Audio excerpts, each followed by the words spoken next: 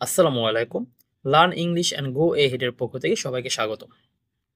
আজকে আমরা উইলিয়াম ব্লেকের একটি কবিতা দ্য ল্যাম্প নিয়ে আলোচনা করব।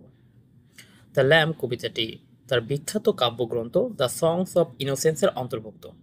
এই কবিতাটি পাবলিশড হয়েছে 1789 সালে।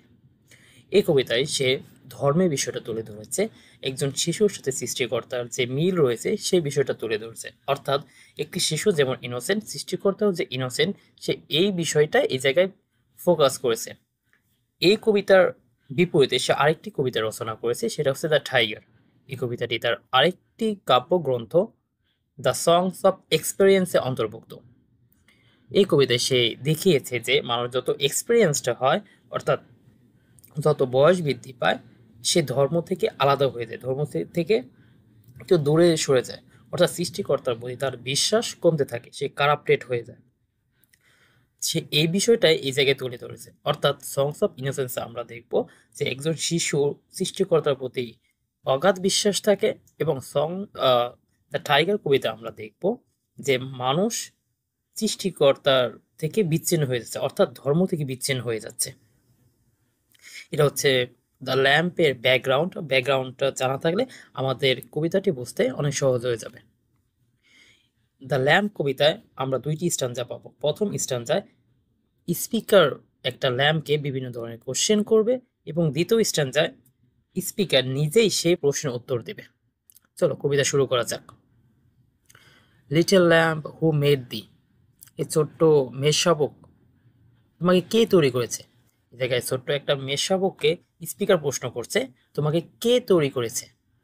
ডোস্ট দো, ডোস্ট হচ্ছে ডু এবং দো হচ্ছে ইউ, অর্থাৎ do you know who made thee, তুমি কি জানো কে তোমাকে তৈরি করেছে? গেভ দি লাইফ, তোমাকে জীবন দিয়েছে। অ্যান্ড বাইট দি ফিড, তোমাকে খাবার খাওয়াচ্ছে। বাই দ্য স্ট্রিম, ঝর্ণার দ্বারে।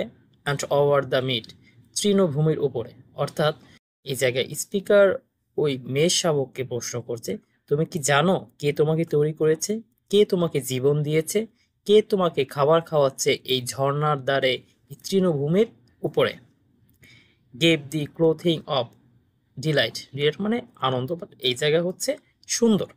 Gave thee clothing of delight, তোমাকে এই সুন্দর পোশাক কে দিয়েছে? অর্থাৎ মেষ শাবকের যে সাদা সুন্দর লোম থাকে, সে লোমকে এখানে বোঝানো হচ্ছে।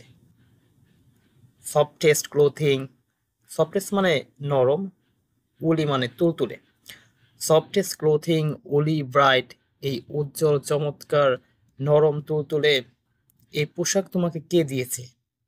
Gave thee such a tender voice, tender মানে মধুর, সুন্দর। Gave thee such a tender voice, তোমাকে এই সুমিষ্ট সুন্দর কণ্ঠ কে দিয়েছে? Making all the valleys rejoice, valleys হচ্ছে উপত্যকা, আর রিজয়েস হচ্ছে আনন্দ। যে ভয়েস, যে সাউন্ড দিয়ে, যে সুর দিয়ে তুমি এই উপত্যকাকে আনন্দময় করে তোলো। অর্থাৎ যখন তারা এই যে বিভিন্ন উপত্যকায় ঘাস খেতে থাকে এবং তারা সাউন্ড করে, সেটা শুনতে অনেক মধুর লাগে। যে এই বিষয়টা এটা এই জায়গায় তুলে ধরেছে। লিটল ল্যাম্প হু মেড দি, এই ছোট্ট মেষ শাবক, তুমি কি জানো কে তোমাকে তৈরি করেছে? অর্থাৎ কে তোমায় তৈরি করেছে? ডোস্ট দো নো হু মেড দি, তুমি কি জানো কে তোমায় তৈরি করেছে?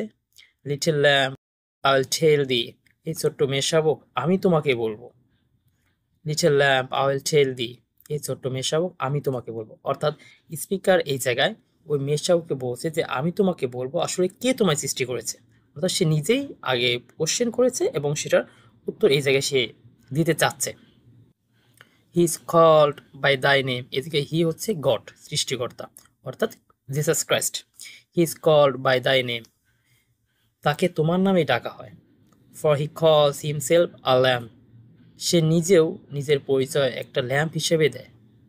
হিজ মেক, সে নম্র। অ্যান্ড হি ইজ মাইল্ড, সে ভদ্র, অর্থাৎ সে নম্র এবং ভদ্র। He became a little child, সে একটা ছোট্ট শিশু ছিল। অর্থাৎ জিসাস ক্রাইস্ট যখন পৃথিবীতে আসে তখন সে ছোট্ট একটা শিশু ছিল, সেই বিষয়টা এই দিকে তুলে ধরা হয়েছে। আই আ চাইল্ড, আমিও একটা শিশু। অ্যান্ড দু আ ল্যাম্প, তুমি একটা মেষ শাবক। We are called by his name, আমাদেরও তার নামে ডাকা হয়, little lamb, God bless thee. হে ছোট্ট মেয়ে শাবক, সৃষ্টিকর্তা তোমার মঙ্গল করুক। Little lamb, God bless thee. হে ছোট্ট মেয়ে শাবক, সৃষ্টিকর্তা তোমার মঙ্গল করুক। এদিকে মূলত দুইটা বিষয় রয়েছে, একটি হচ্ছে ইনার মিনিং আর একটা হচ্ছে সারফেস মিনিং। সারফেস মিনিং আমরা যেটা দেখতে পাচ্ছি সেটা হচ্ছে স্পিকার প্রথমে একটা ল্যাম্পকে জিজ্ঞেস করে, তোমাকে কে সৃষ্টি করেছে? তুমি কি জানো কে তোমায় সৃষ্টি করেছে? তোমাকে কে জীবন দিয়েছে?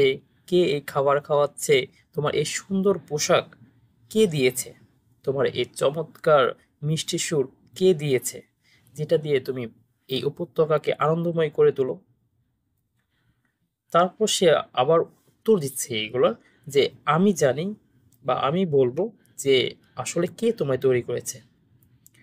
যে তোমায় তৈরি করেছে সে, তাকে তোমার নামেই ডাকা হয় এবং সে নিজেও নিজের পরিচয় দেয় একটা ল্যাম্প হিসেবে, অর্থাৎ ল্যাম্প নামে সে নিজেই নিজের পরিচয় দেয়।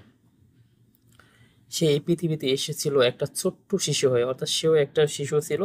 তুমি, আমি একটা শিশু, তুমি একটা মেষ পালক, মেষ মেষ, এবং তার নামে আমাদেরকে ডাকা হয়, সৃষ্টিকর্তা তোমার মঙ্গল করুক। আসলে মূলত এটা হচ্ছে সার্ভিস মিনিং। যে ইনার মিনিংটা রয়েছে এদিকে সে সিম্বল ইউজ করেছে, অর্থাৎ এদিকে যে ল্যাম্পটা হচ্ছে জিসাস ক্রাইস্টের সিম্বল। অর্থাৎ যে ল্যাম্প সাধারণত আমরা জানি সেটা হচ্ছে পবিত্রতার প্রতীক, আর জিসাস ক্রাইস্ট ছিল পবিত্র এবং সে ইনোসেন্ট ছিল।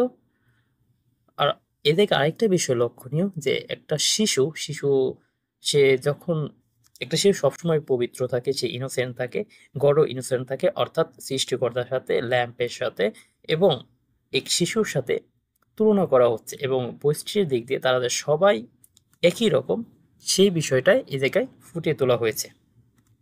আশা করি বুঝতে পেরেছো। এই জায়গায় যে টোনটা রয়েছে সেটা হচ্ছে ডিভোশনাল, অর্থাৎ সৃষ্টিকর্তার প্রতি যে একটা ভক্তি, সৃষ্টিকর্তার প্রতি যে একটা বিশ্বাস, সেটা তুলে ধরা হয়েছে। এদিকে যে রাইমটা রয়েছে সেটি হচ্ছে দুইটা স্ট্যান্সা রয়েছে, যে প্রত্যেক স্ট্যান্সের রাইমটা রয়েছে সেটা হচ্ছে A A B B C C D D. এটা আমরা কয়েকটা থিম পাবো, সেটা হচ্ছে ইনোসেন্স, যে ইনোসেন্সের বিষয়গুলো এদিকে তুলে ধরা হয়েছে। ডিভাইন ক্রিয়েশন, সৃষ্টিকর্তার যে পবিত্র সৃষ্টি সেটা তুলে ধরা হয়েছে। শিশু, যখন একটা শিশু জন্মগ্রহণ করে, অর্থাৎ একটা শিশু থাকে, তখন সে থাকে পবিত্র। যে মেষ শাবক, সেও পবিত্র, ইনোসেন্ট, সে এই বিষয়টা এদিকে তুলে ধরা হয়েছে।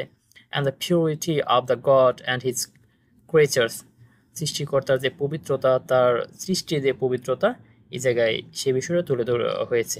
আমরা আগেই বলেছি যে ল্যাম্প দ্বারা মূলত হচ্ছে এই জায়গায় জিসাস ক্রাইস্টকে ইন্ডিকেট করা হয়েছে।